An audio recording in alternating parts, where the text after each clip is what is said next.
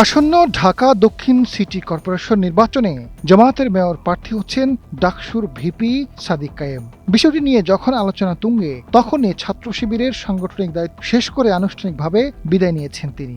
এতে সেই গুঞ্জন আরও জোরালো হয়েছে। এ অবস্থায় রাজনৈতিক মহলের প্রশ্ন, তবে কি বিএনপির আমানুল্লাহ আমানের পথে হাঁটতে যাচ্ছেন সাদিক কায়েম? চলতি বছরের শেষ দিকে স্থানীয় সরকারের নির্বাচন কার্যক্রম শুরু করতে পারে নির্বাচন কমিশন। বিষয়টি মাথায় রেখে গত মে মাসে ঢাকা মহানগরীর দক্ষিণ জামায়াত ইসলামীর থানা ও বিভাগীয় দায়িত্বশীল এক সম্মেলনে সাদিক কায়েমকে মেয়র প্রার্থী হিসেবে ঘোষণা করা হয়েছে।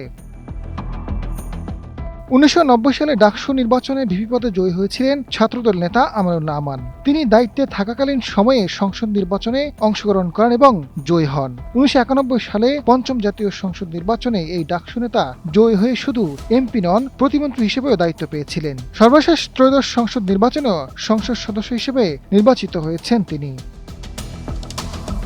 এদিকে আমানুল্লাহ আমানের পথেই হাঁটতে যাচ্ছেন সাদিক কায়েম। ঢাকা দক্ষিণ সিটি মেয়র নির্বাচনে তিনি প্রতিদ্বন্দ্বিতা করবেন বলে জানা গেছে। এটি মন্ত্রী পদমর্যাদার পদ। আমানুল্লাহ আমানের মতো তিনিও ভিপি থাকাকালে জাতীয় রাজনীতিতে নাম লেখাতে যাচ্ছেন। এখন দেখার বিষয়, ছাত্রদলের আমানের মতো ছাত্র শিবিরের সাদিক কায়েম জাতীয় রাজনীতিতে নির্বাচনে জয়ের সাফল্য পান কিনা।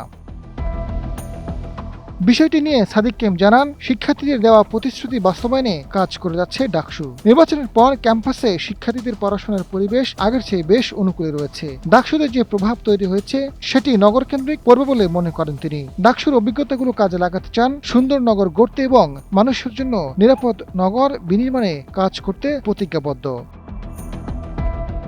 আজাদ ফারুক, সময়ের আলো।